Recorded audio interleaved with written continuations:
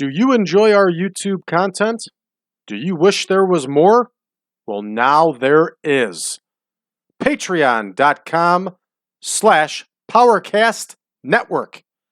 There you will find, just starting at $5 a month, more access to podcasts, to shows, to other saves. Check it out today, everybody. That's patreon.com/PowerCast Network.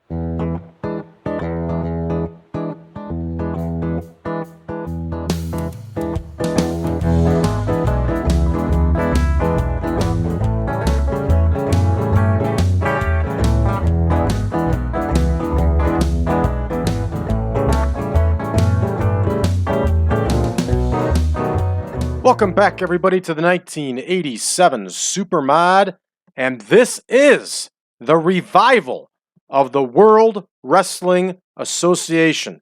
So here we are, everybody. We are in week 3 of May 1987, and we are attempting to take the World Wrestling Association out of the cellar and back turning a buck. So tonight, we are running a show, and if you remember, I explained to you how we're going to slowly but surely start running shows and try to make money. So on the weeks of television tapings, which is every other week, we are going to run Sundays only for events. On every other week when we are not running television tapings, we will be running Wednesday and then again on Sunday, most likely at the Tyndall Armory in Indianapolis. So that's the plan. And tonight, we are going to be running one of those shows. And let's go ahead and find ourselves a venue. So we are expected to draw 1,009 fans tonight. So that's good for us. And let's go ahead and set our search here and see what we can come up with. We are most likely going to run in a Chicago area high school gym. That will most likely work out for us. There's also some options here in Michigan. But let's take a look here. Ooh, there's a Pan American Arena we could run in Indianapolis. We'll keep that for Sundays. Okay, St. Rita High School is in Chicago. It's a pretty good school for wrestling. There's St. Joseph's in suburban Chicago, St. Ignatius. Let's see here. Rochelle High School Gym. Leo High School Gym. Hyde Park, Lane Tech. What's East Aurora? 980. You know what? Let's run in suburban Chicago, and let's run tonight at the East Aurora High School Gym. That's a good fit for us. So let's check out our backstage incidents. Kelly Konechki, what happened with the Crusher? Oh, man. You go drinking with the Crusher and you don't pick up the tab, you're in some trouble. All right, Zebra Kid. Hey, he likes Ron Powers. I like Ron Powers, too. Zeeb's willing to put him over. And that's exactly the kind of man Zeeb was. So let's see who's off. Of course, Scotty Rechsteiner is off, who I think we were going to attempt to take the title off tonight, and now we can't. So we're going to switch over the main event here, and we're going to continue this CALYPSO JIM and Great Wojo deal we have going. So we'll run those two against each other here, and that's our changeover for our main event. So okay, let's go ahead and give our card a rundown here. In the opener, Razor DeVito, nice, good young wrestler from the Chicago area. He's going to face the crafty veteran and very good in-ring talent, El Bracero. In a tag team match in our second bout, the Golden Boys, a nice young tag team from Chicago, are going to face Paul Christy and Johnny Stewart. Paul Christy, of course, is the wily ring veteran, and Johnny Stewart is a young hand. Moose Cholak is going to face Mad Maxx, and this one should be pretty interesting when these two lock up. Moose Cholak, of course, is at the end of his career, and Mad Maxx is in his prime. The Golden Lion is going to face Steve Regal in what could be an interesting bout as a brawler meets a technical wrestler. In our semi-main, the Windy City Dream Team, a fine young tag team from Chicago, is going to face Dr. Jerry Graham Jr. and Don Kent in some tag team action here. And in our main event, CALYPSO JIM is looking to get some revenge on the Great Wojo, who is our heavyweight title contender. All right, with that said, you know what time it is. I know what time it is. Let's get to booking. Here we go. DeVito and Bracero. 12 minutes in the opener. And I'm telling you, folks, El Bracero, I've watched his matches. That guy could really go. I was very glad to add him into the game here. And we're going to have El Bracero go over Razor DeVito because it makes sense and it would make the WWA fans happy. I have to get used to that. The new settings for matches. All right, so we're in a 2 versus 2 here. Coming up next. And this one I think is also 12. It might be 14. Yeah, it's also 12. And we are going to put the Windy City Dream Team in there against Kent and Graham. And we are going to have Don Kent go over here. And he's going to do so by cheating. Because that's what heels do, everybody. They cheat. Old school wrestling all the way. And it was better wrestling than what you see today. And that rhymed. All right, we're going to make a change here. We're going to put Moose and Mad Maxx at 12. We're going to give that tag match 14. Moose may not be able to handle anything longer than 12. So here's Cholak versus Mad Maxx. And there's Moose Cholak at the spry young 57. And there is Mad Maxx, who can be very difficult to get on our shows due to his other commitments. So we're going to go ahead and book this one out, open-ended. We'll let the AI decide who's going to win, and that's just fine with me. Either one of these men gets the victory. All right, here's the Golden Lion versus Steve Regal, and don't be surprised here if old Goldie is not able to go 16. I don't think much of the Golden Lion. But I did watch some of his promos, and he did kind of have a hilarious thing going on. Steve Regal is going over here, folks. There we go. Goldie can't handle it. Let's bring it down to 14. Goldie still can't handle 14. This guy's a piece of garbage. Goldie still can't handle 12. Goldie can handle 10. Okay, there we go. We'll try to make up the time some way here.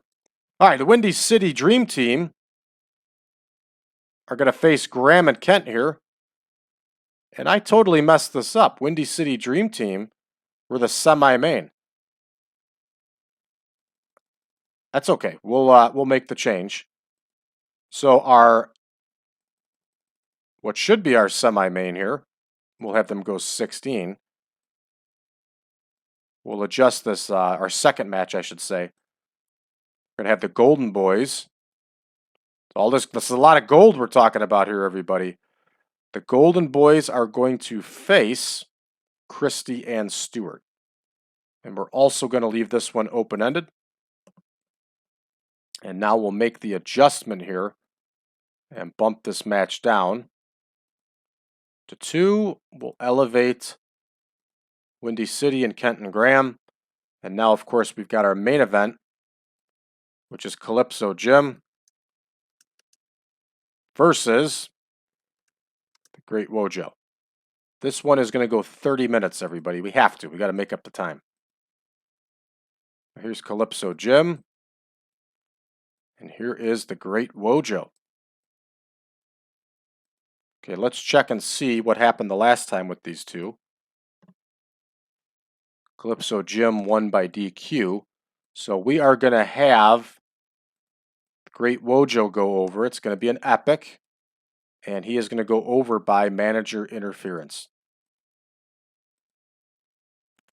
Let's see what our match time is here, 112 minutes. That's perfect for us. So we're ready to rock and roll here, everybody. Let's get going. Don't expect any outstanding numbers. We're just getting rolling here. That main event was very good, though. Very good. 57 overall. Terrific. All right, Stewart beats Mike Summers with that neck breaker. That match gets a 37 overall. And Moose Cholak has defeated Mad Maxx with that El Squasho Splash. Yes, that's what he called his finisher. The El Squasho Splash. So the Squash Splash. Very nice. 52. Hey, Regal gets the win there with the Fort Lauderdale leg lock. 61 overall. Dark Angel did some good work at ringside. Let's see if there's any takeaways. Regal's getting hit with inexperience. The guy's been around for like 10 years at this point. And there's all the takeaways because the Golden Lion is not good. All right. Don Kent gets the win here for his team. We score a 47 overall. Again, not bad for the cards we're dealt with here and what we're dealing with. Looks like there's some serious disparity here between Strong and Allen. They were real-life cousins. Not brothers, but cousins. I think they may have been brothers. I got them listed as cousins because I can't really find out for certain. We're talking 35 plus years ago. I know Lance Allen did go on to do enhancement work and stuck around throughout the 90s. He did some enhancement work in WCW, but I don't know about Eddie Strong. All right, let's move right along here. Our main event gets a whopping 43. That is a craptastic main event. And neither of these men have the psychology needed. So that's what hurt us. So now we know not to do epics with them anymore because they can't handle it.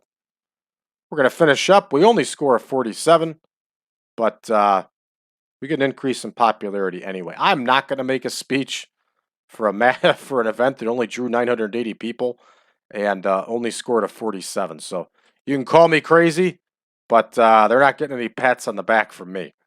All right, so we'll go ahead and write this down.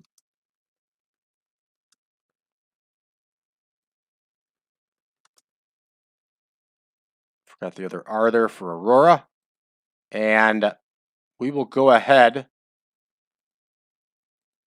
and look at running here again on Sunday. And we'll probably run closer home towards Indianapolis, and we'll see how that goes. Let's take a look at our contract negotiations here. The Golden Lion, the piece of crap that he is, wants me to triple his pay. I'm rejecting his pay request. He's absolutely furious. You can go ahead and leave if you want because you're awful, Golden Lion. The only reason I've kept you around is because you kind of do some funny promos. All right, Paul Ellering. Sticking around with Championship Wrestling from Florida. Good for him. So's Manny Fernandez. Jimmy Jack Funk has agreed to a deal with the WWF. Oh, man. He was awful. Jimmy Jack Funk was, his name's driving me nuts right now. I can't remember his name. The dad was a wrestler and then the two sons. It'll be here. Jesse Barr. Yeah, and his younger brother was Art Barr. You know, he wasn't a terrible wrestler. He was a good Southern wrestler, Jesse Barr. But the gimmick he was doing in the WWF was just terrible. Therefore, it made us think that he was awful, you know? All right, so Dick Slater is sticking around with the WWF here. Jack Briscoe. Jack Briscoe takes control of a Canadian promotion. Good for him. New Japan's had about enough of JCP's stuff. All right, let's see if any of these other shows catch our eye. Championship Wrestling from Florida. Yeah, that's pretty stacked with the help from JCP. Definitely. They must have signed the Great Coquina.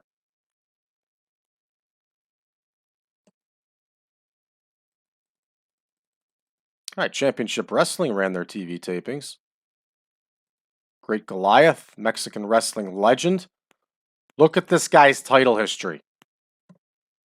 He held the NWA America's Tag Team title 21 times. Now you can see most of these are only a couple weeks or a couple months at best reigns, but 21 times he held the tag title. And of course, that was the Los Angeles promotion. He was pretty darn popular there. Popular as a heel, I believe. Jack Armstrong, we added him to the game. He's not showing any title history. Pretty proud of my work here with California Championship Wrestling. Look at this. They even had a six-man action. Good for them. Bear Trap Smith, another huge fat guy. Terrible. Just terrible. Buddha Khan's in action with them. Good for him. All right, that's going to do it for us here, everybody. Thank you for tuning in to this episode. And I'm having fun with the WWA. We are going to save this promotion, and I'm going to show you how we're going to do it. We're going to take our time, and we are going to save this promotion. We got a great start already. So if you haven't done so already, please give this channel a subscribe. Hit that subscribe button, I should say. Give us a like and share this video with your friends. Also, if you would like version 8 of the Supermod, remember I'm playing version 9 here. If you would like version 8, go to braddrake.net. Drop me a line. I'll be more than happy to send you over a link. That'll take you to the picture pack and the database. With that said, I would please ask you for a donation. You can make that donation by going to braddrake.net Supermod. Remember, all donations go to help out the Cauliflower Alley Club. Last but not least, what is last or not least? Oh, Facebook. You can join us in action at facebook.com/groups/1987 Supermod. Thanks for tuning in, everybody. We'll see you tomorrow.